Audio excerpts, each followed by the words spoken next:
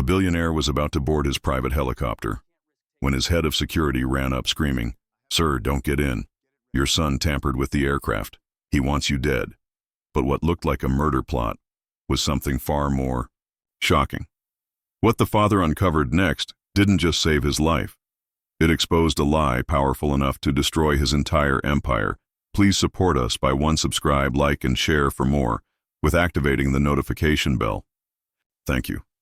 The morning sun bathed the estate in golden light, but there was tension thick in the air, one that no amount of sunlight could burn away.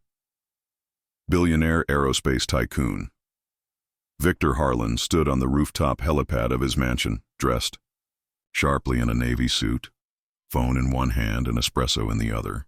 The sleek black helicopter waited, its blades slowly beginning to spin. Today's destination, a private island off the coast of Sardinia, where Victor planned to announce the launch of his revolutionary eco-engine, technology he claimed would change the skies forever. Journalists, investors, and high-profile dignitaries were already gathering there. This wasn't just a flight. It was legacy in motion. Victor's 18-year-old son, Ethan, watched from the glass balcony below. His eyes were heavy, his jaw clenched. The two hadn't spoken properly in weeks. Ethan had always resented the empire Victor built, an empire that took away his childhood, his mother, and any real chance of connection. As Victor checked his Rolex, a frantic figure emerged from the elevator. Gerald, his longtime chief of security, red-faced and gasping for breath. "Sir!" he barked, raising his hand. "You can't get on that chopper." Victor raised an eyebrow, amused more than concerned. "What is it now, Gerald? Another drone flying too close to the airspace?" "No, sir," Gerald said, lowering his voice, eyes darting toward the helicopter. "It's your son. We intercepted something. Surveillance footage. He was in the hangar last night, alone, for nearly an hour." Victor's smirk faded. "And?" "He tampered with the chopper, sir. The onboard diagnostics are showing abnormalities. In the fuel injector controls, manual overrides, encrypted code. We think he's trying to kill you." Victor's world stilled. "Ethan? My own son," Victor hissed, storming back inside the penthouse. "Why would he do something so psychotic?" Gerald followed close behind. "We're trying to figure that out. But sir, his fingerprints are everywhere. We've locked the helipad down, and our techs are going over every inch. But it's not random. Whoever did this knew how to make it look like a mechanical failure.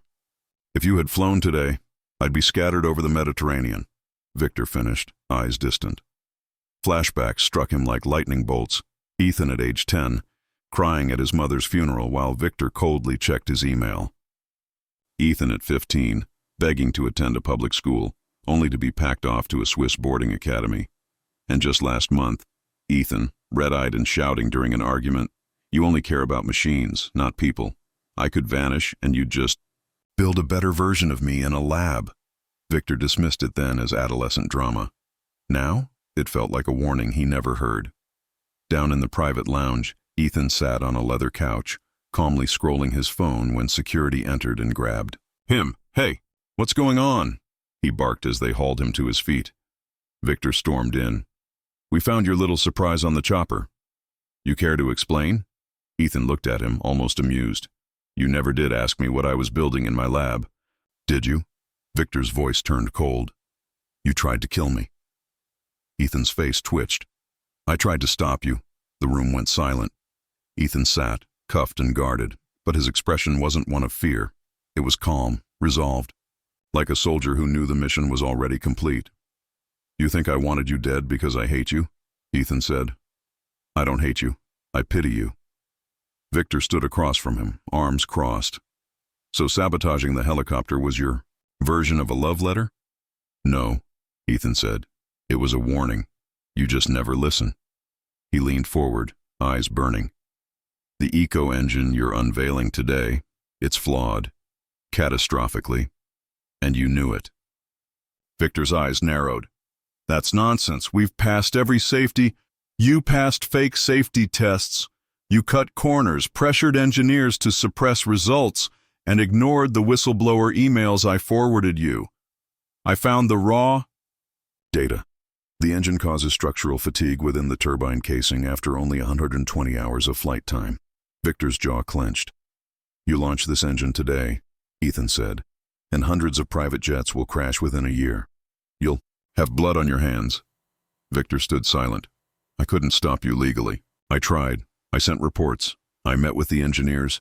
No one dared to speak out. So yes, I hacked the chopper, but I didn't plant a bomb. I coded in a signal anomaly that would trigger a failsafe, a shutdown, enough to stop your flight, enough to get your attention. Victor looked away, hands trembling. You were never the target, Dad, Ethan added. Your legacy was. 3 hours later, Victor Harlan stepped in front of the press, not on the island, but in his estate's grand hall. The cameras were rolling. The crowd buzzed with curiosity. Why hadn't he shown up at the island? Where was the launch? Victor took a deep breath. Ladies and gentlemen, he began, I was meant to be on a helicopter this morning, but I received information, urgent, deeply personal, that changed everything. The room fell silent. My son Ethan discovered critical safety flaws in our flagship eco engine. Initially, I didn't believe him, but after reviewing the hidden reports myself, files buried under layers of encryption and corruption, I now know he was right. Gasps echoed through the hall. The launch is suspended, effective immediately. Social media exploded. Investors panicked. But among the chaos, something powerful happened. Respect. People saw a man willing to admit he was wrong, publicly, and a young mind brave enough to confront the system from within. That night, Victor knocked on Ethan's bedroom door. Ethan, still under light surveillance, looked up from his desk. You could have just told me, Victor said. I did. Ethan replied. You just didn't listen until I screamed. Victor stepped inside slowly.